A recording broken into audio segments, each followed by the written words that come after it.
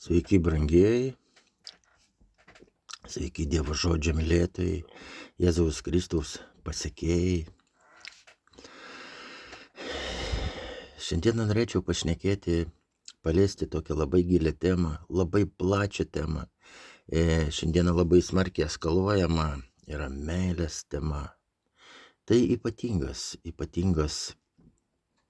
kaip sakant, įvykis mūsų gyvenime. Meilė lydi mus visur. Apie ją plačiai. Šiandieną tik aš iš pat pradžių norėčiau pastebėti. Šiandieną viskas maišoma į tą vieną žodį meilė.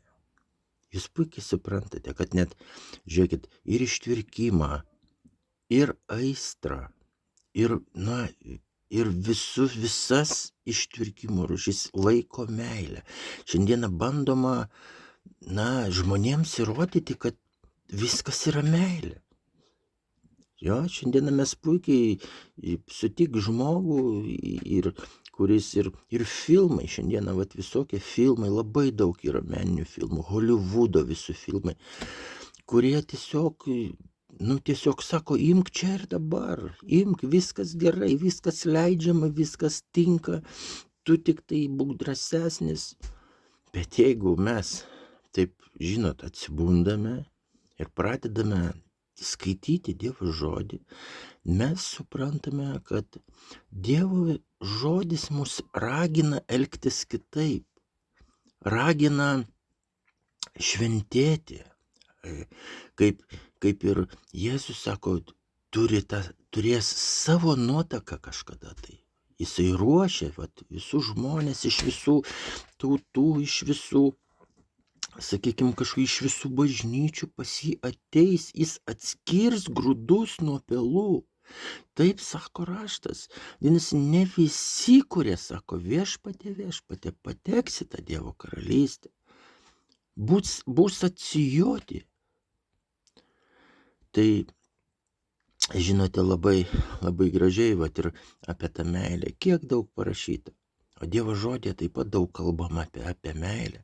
Bet kaip mes pasižiūrime, jeigu Dievas, bet jis ir bara žmonės. Jis ir bara, ir pranašus bara, ir kunigus, ir visi.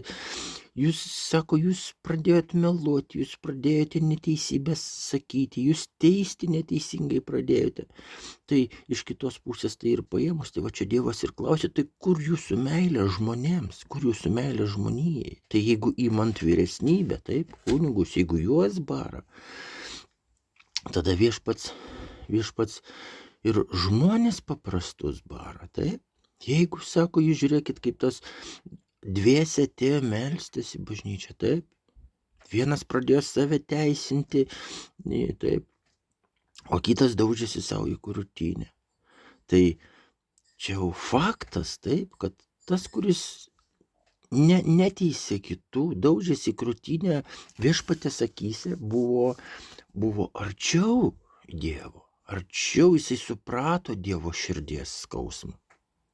Jisai suprato, ko Dievas nori iš jo, tas nusidėjėlis, taip, tas, kuris ir kiekvienas dabar iš mūsų, kuris artinasi, kuris nori pažinti arčiau viešpatį, daugiau.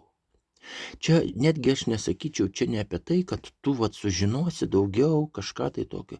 Ne, viešpačiui labai rūpi santykis. Žinote, kaip kas turi vaikus, tas žino, kaip malonu, kaip prie tavęs prieina ar sūnus, ar dukra ir, tėvelė arba mamytė, kaip čia, mamytė, aš tave labai myliu, mamytė, o ką mes čia dabar darysime, ką veiksime. Tai nuostabu, viešpats ieško tokio santykio, jis ieško, gerai, ar tu domiesi viešpačiu, ar tau įdomu, jis atsiveria taip, kaip tu domiesi. Ir einant per gyvenimą, mes galim pamatyti tokį vaizdą, atsimenate, kai Jėzus po prisikėlimo, kai mokiniai, žiūrėkit, kaip Petras savo tiems broliams visiems sako, einu žvejoti, sako, einu žvejoti. Ir visi sako, ir mes einame žvejoti. netgi šiandieną, o čia gal sustosiu šitoje vietoje, truputį pakomentuosiu. Žinote, šiandieną paradoksas, šiandieną darosi viskas tas pats. Vienas pasakė, einu ten ir kiti kaip tie beždžioniukai iš paskos, net negalvodami, ai ir mes einam ten tada, sako. Ir tai kalba būtų apie viską, apie žodžio skaitimą, apie tarnavimą. Vienas pamatė, kad taip, ir kiti visi tada išėlės. Nemąstydami, negalvodami, taip reikia. Jam gerai gaunasi. Tai visi pasiekė Petrų. Bet žiūrėkim, netgi Petras, mes galim žvelgti jo istoriją. Labai gražiai yra parodyta, viešpats labai gražiai parodė Petrą, kaip jis paskui jį sekė. Kaip Petrui nesisekė, kaip Petras arba jis karštas kaip ugnis, viešpatie aš pasiruošęs net su tavimi, net sako, mirti ir į kalėjimą eiti, sako pasiruošęs.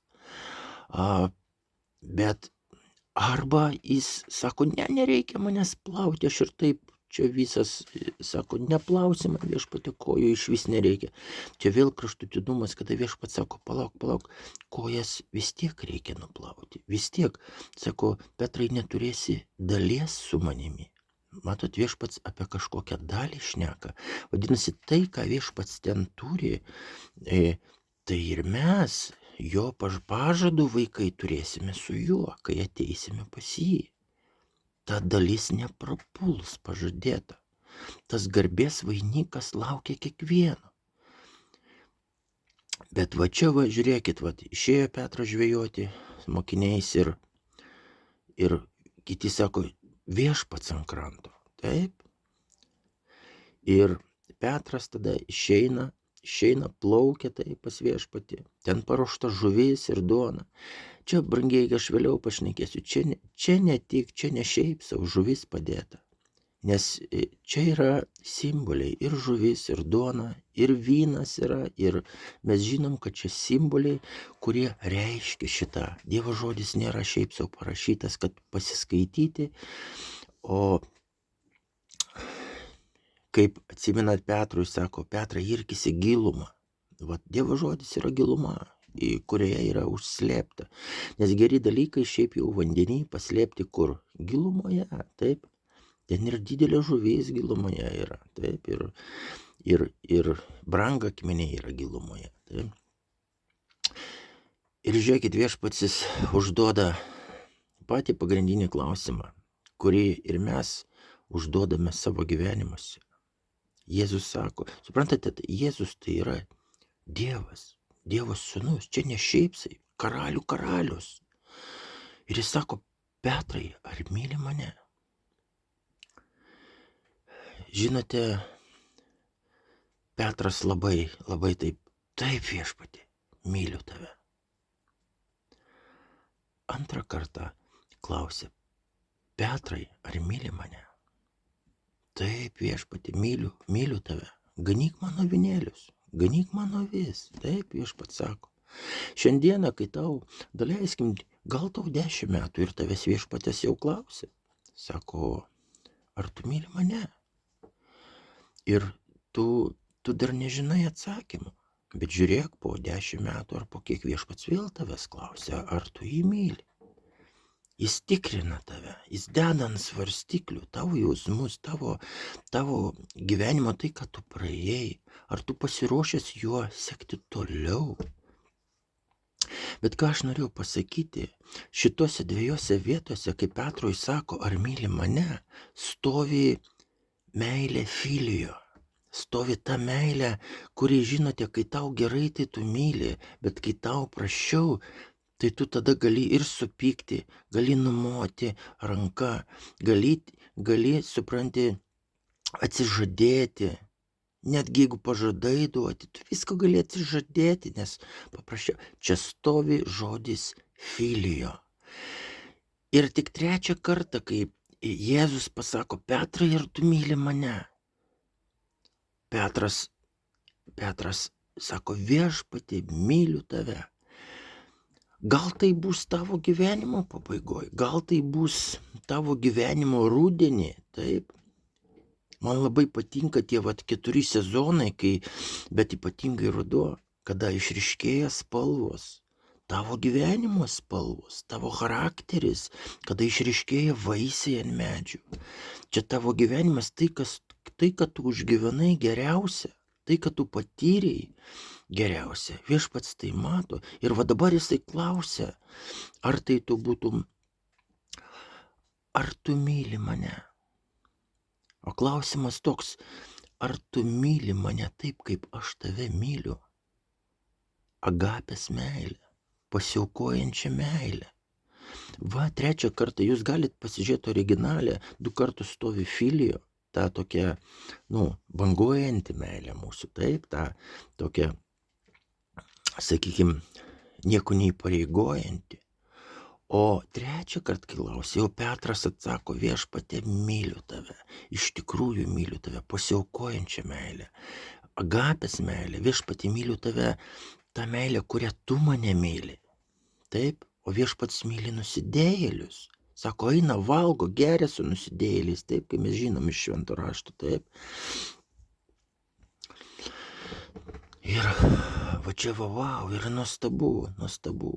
Aš po to pagalvojau, žinote, apmąstymus, puoliau į apmąstymus. Štai kodėl gyvenime mes pasirinkam netgi savo antras pusės. Kodėl tiek daug santuokų griūna šiandieną.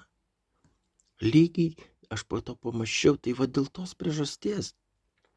Mes visi ateiname su filio meilė, netgi ne visi, aš pasakysiu, dauguma greičiausiai ateina ne tik su filio meilė, bet su ta eroso meilė ateina, taip, toks kūniškas potraukis yra.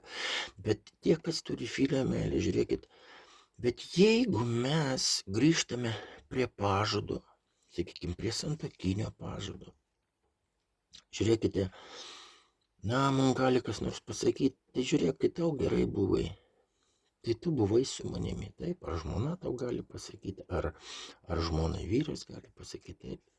Žiūrėk, o pažadas ten skamba, taip, ir varge, ir skausme, ir džiaugsme, ir lygoje, taip, vadinasi, ir džiaugsme tai gerai, o jau skausme, tai mes jau suprantat, mes jau nenešam atsakomybės, o pažadas toks buvo, santuokinis, taip.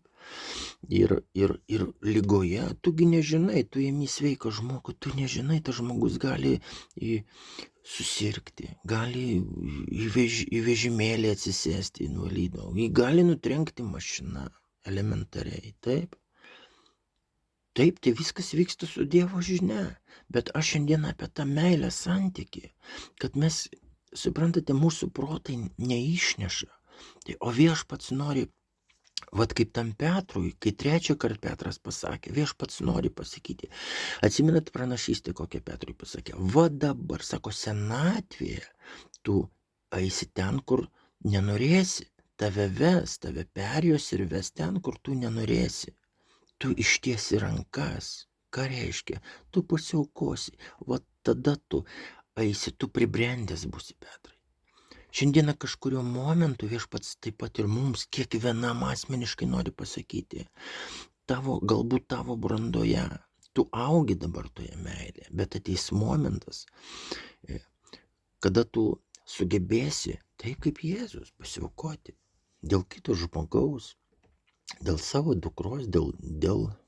Ir aš nesakau, kad čia gyvybę atiduoti, bet čia turime omeny, kad tu išmoksi taip mylėti. Tavęs nekęs, o tu atleisi. Tavęs nesupras, o tu sakysi, Viešpatie, ir man buvo tokių dalykų, bet ir aš atleidžiu, ir eisiu toliau. Vat toje meilėje tu eisi toliau. Ir vat kada kiti žmonės pradės suprasti ir suvokti tai, tada ir jie tai atras. Ir šiandieną aš su pavydu žvelgiu į tas, sakykime, poras, kurie pragyveno ilgus metus, išliko dviese, bet ne šiaip savo išliko, o išliko tokie kaip gyvybingi, pagarboje vienas kitam. Tu gali matyti, sakykime, kaip aš sakiau, tas spalvas žmogaus gyvenimo gairės, taip, jų veiduose, jų veiksmuose, jų kalboje kažkas yra to, kas verta pagarbos. Ir čia, sakykime, Čia ir yra ta vadinama agapės meilė, pagarba vienas kitam, atjautimas, atleidimas, nes nei vieno nėra, kuris nesuklysta. Būkim teisingi, pripažinkim tai. Tai noriu tuo užbaigti, kad ir pasakyti, kad Viešpats šiandieną kiekvienam užduoda lygiai tą patį klausimą. Skirtingais etapais, skirtingose gyvenimo, kaip sakant, etapuose jis užduoda tą klausimą, ar tu myli mane?